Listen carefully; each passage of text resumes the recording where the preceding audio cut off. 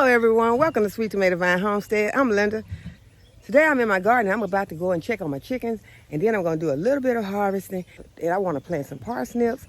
I also want to do another graft on the peaches. I want to go ahead and get another peach graft started, so y'all, let's get started. Okay y'all, we got some beautiful tomatoes right here. These are some beauties.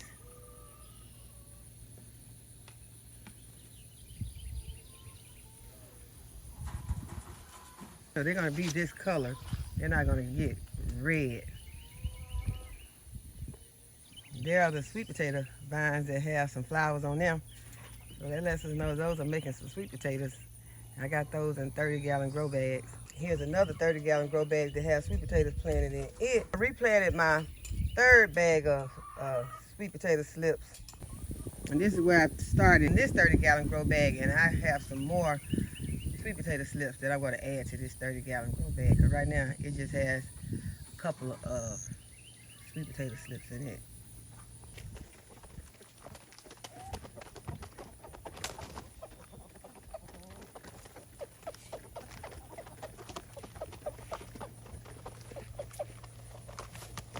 Okay, and there are the chicks, y'all. They are having breakfast, and they have a lot of other food that they can eat out here. Some stuff that some of the garden clean out have made it over to the coop. They even have some eggshells to boost up their calcium so they can continue to lay eggs.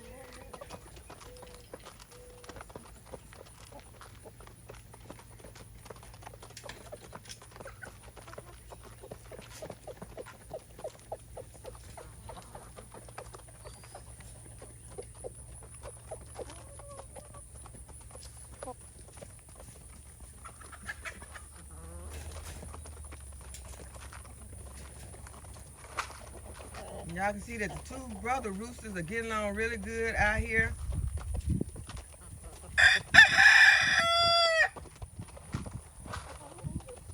But the other brother has to be maintained because he don't get along very good with the rest.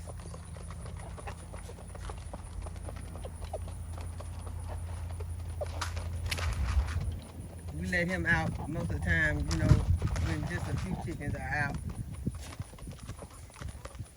We let him out when just a few chickens are out and the roosters are in, because he don't get along with the other roosters.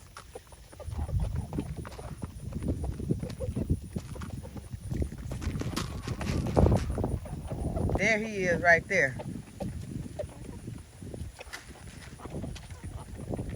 My son called him can't fit right because he don't get along with nobody. He just has to be in there most of the time by himself. Whenever he get out, he gonna start a fight. And there are the rabbits.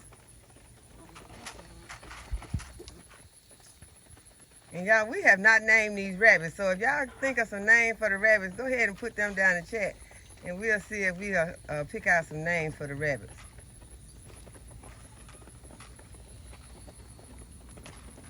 And they have grown so much, and they are still giving us a lot of rabbit manure, and we have been using it in the garden.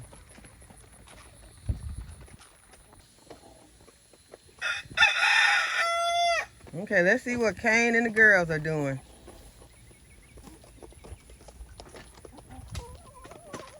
And there are Kane and the girls. Right now they just busy eating breakfast.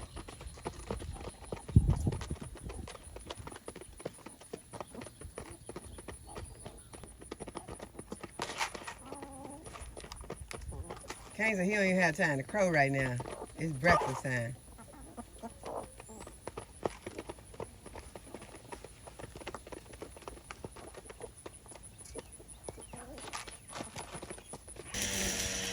Okay, y'all, let's take a look at these watermelons. There's one right there.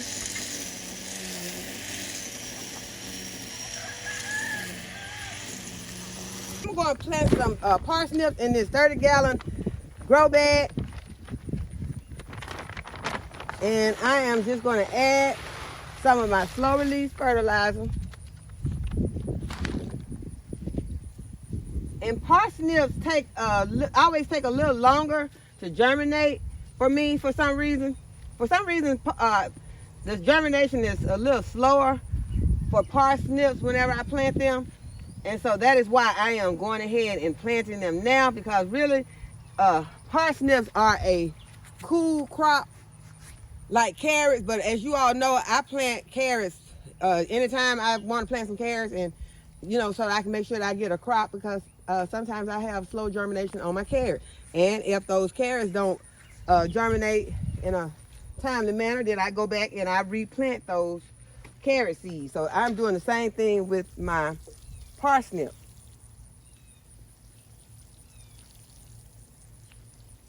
And we love parsnips roasted with radishes and carrots. And so I want to go ahead and get those planted. Takes like 100 days for them to mature. That has been the case with me. It's taking them like 100 days to reach maturity. So that's why I want to go ahead and get them planted. And I'm just going to broadcast this little small packet of seeds that I have.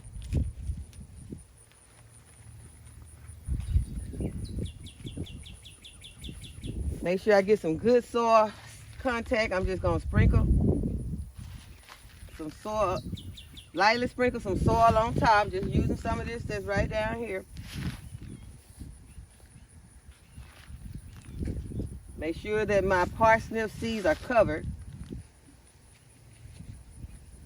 And then I'm going to press them into the soil.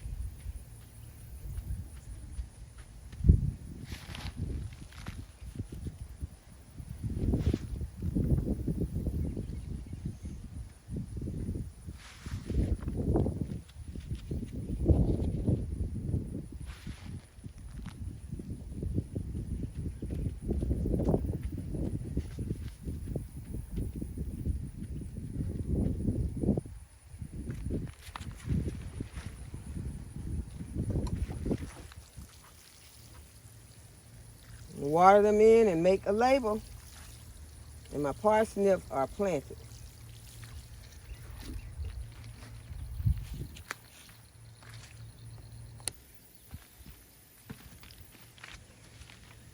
I'm going to start right here and harvest this little eggplant.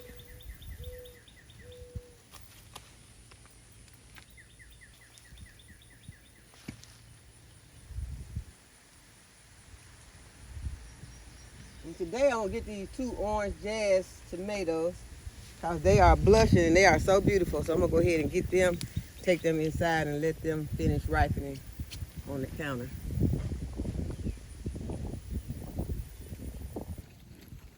I just stopped for a quick break and eat one of these White Wonder cucumbers. And this one is small and may not have completely reached maturity because it's not so white, but it is lighter than the rest of your cucumber. But it is a good sweet cucumber. So if anyone has ever tasted it, have never tasted it, I like it. It is a good sweet cucumber. It tastes like a regular cucumber, but the taste to me is milder. So you might want to try the White Wonder cucumber.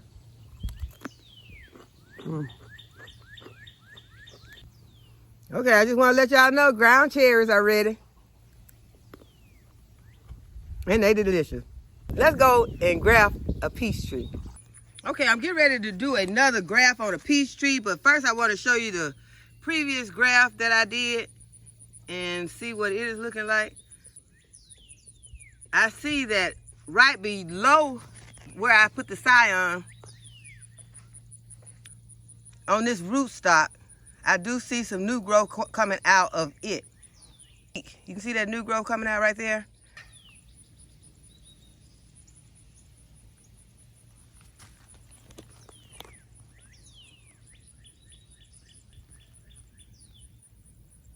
Okay, so let's do another one. Okay, I'm out here by this banana plant though. I want to show you what the banana plant is looking like. It is huge. This is the peach tree that I took the peaches from yesterday, and this is what I am going to use as my scion. So I'm going to look for one of these branches that has about a pencil size cutting, and I think this one will make a good scion. It's about the size of a pencil. And so this is my Scion. And the Scion is the tree that you're going to be trying to make duplicate peaches after. This is the type of peach that I want to have growing. And this one is called the Harvester. And when you are cutting your Scions, you want to make sure that your snips or your pruners are good and clean and sterile so that you won't be spreading disease from tree to tree or causing your Scion and your graft not be successful. Okay, so you first want to go ahead and prepare your Scion. This is my Scion. I have prepared it except for getting it ready to go in here into the new tree, which is my rootstock. And this is my rootstock. This is the tree I'm going to be using, and it's a pretty peach tree. It's an ornamental, but these peaches are not going to be very tasteful. So that is why I'm going to go ahead. I'm going to cut this, prepare this tree to receive this Scion, and I'm going to cut it right here because you want to make sure that your Scion and your root stock is the same size and diameter. So I'm going to go ahead, I'm going to cut right here. Go ahead and remove some of these leaves.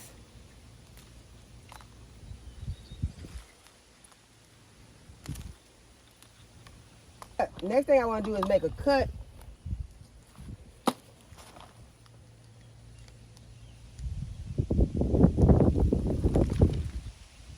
Make a cut into this, which is my rootstock. I want to make a cut in here, and I just want to kind of work this down like this so I can get an area where I can get this Scion in. And then I'm going to prepare my Scion by cutting it, trying to get it about the same depth,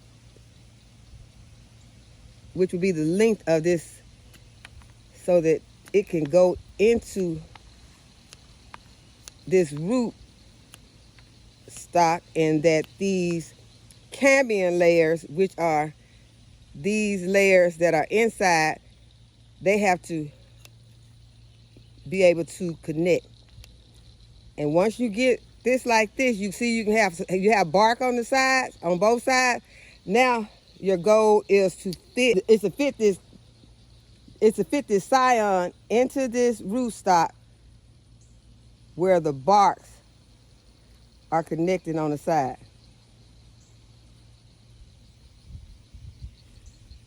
Okay, so you can see that the bark is showing on this side and the bark is showing on the other side.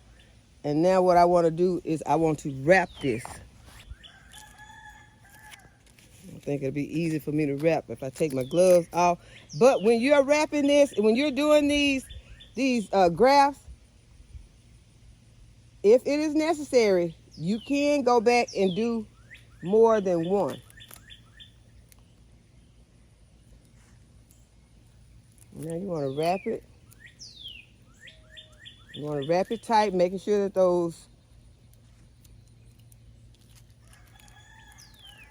the bark is staying intact with each other. You just want to get this tight where there's not going to be a chance for any moisture, any water to get in here, and you want it to hold until the graft has taken, meaning that the cambium layers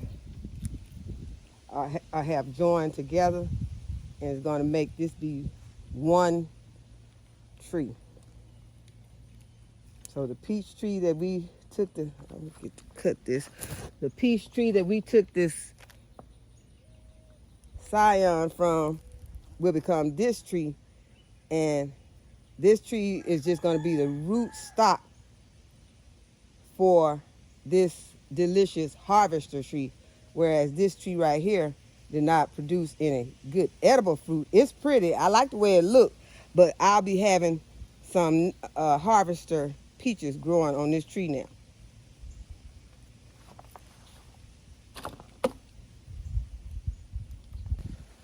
Now I'm just gonna take some of this wound dressing. I'm gonna put some right here.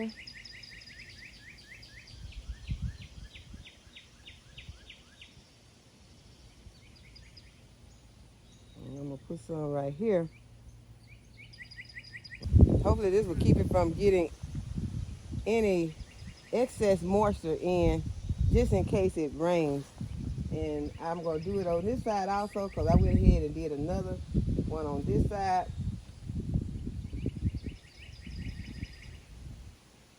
Y'all, I'm experimenting.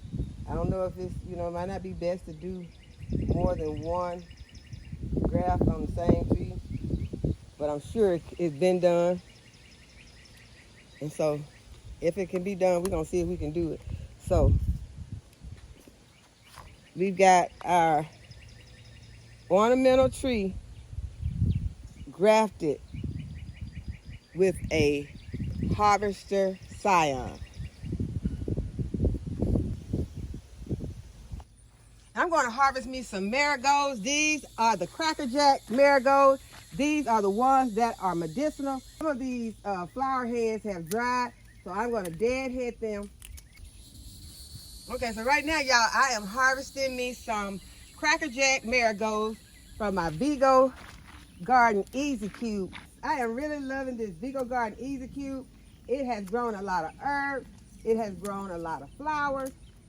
In this case, flowers and herbs. And it also has my little echinacea plant growing right here. And I recently planted some basil in here. It has already germinated. That is my basil. So this is a wonderful asset to my garden. Not only is it a wonderful garden bed, but it is also a rain catcher. I don't ever have to worry about watering this Vego Garden EZ cube because it catches the rainwater. Right now it is filled to the max because we have been getting a lot of rain.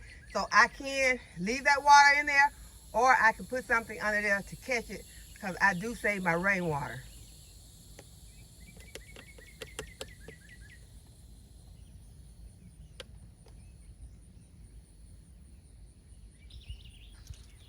Okay, so my tomato plant is doing really well in here, so I'm gonna go ahead and stake my tomato plant.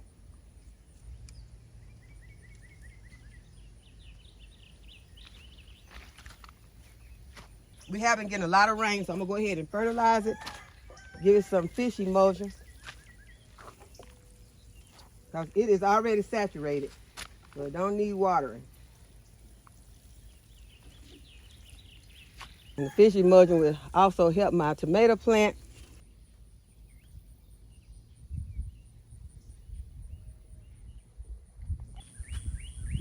Okay, I see I have some super sauce tomatoes that are ready to be harvested right here.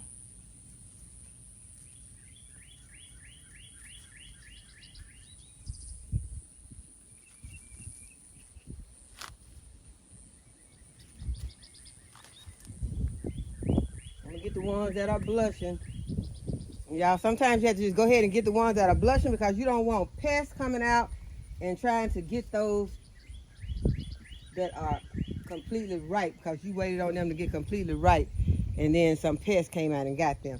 So I am going to go ahead and harvest these. And these will be good for making tomato paste, tomato sauce, or salsa, or ketchup. All this cucumber has grown a lot and I've had to trellis it today to this arbor. So it is really growing. This is what the beans and the cucumber are looking like on the other side of the arbor. Flowers are beginning to, oh my goodness. Y'all, I didn't know. See, look, y'all, can you see that? That is okra in here. I was saying the flower was growing on the okra, and y'all, I have okra in here that has, it may be hard. I need to get something and cut it. The okra, I got some hard piles of okra in here, y'all. Because I did not know. I got this okra planted so thick. But now that I know that it is bearing okra, I will not be missing out. I will come in here and part this okra and get my okra pods. I did not know that we were bearing okra because I had not seen the flowers. I thought that this flower that I'm looking at right now was the first flower. So y'all know I'm excited now. Hate I missed these ones, but we'll be keeping an eye on our okra, y'all. Okra is on these plants. Wow. So I hope that y'all have enjoyed this video today and that you'll give this video a thumbs up and subscribe to my channel. Go ahead and hit the notification bell to be notified when I upload a new video. And as always, thanks for watching. I'll see you in the next video. Bye-bye.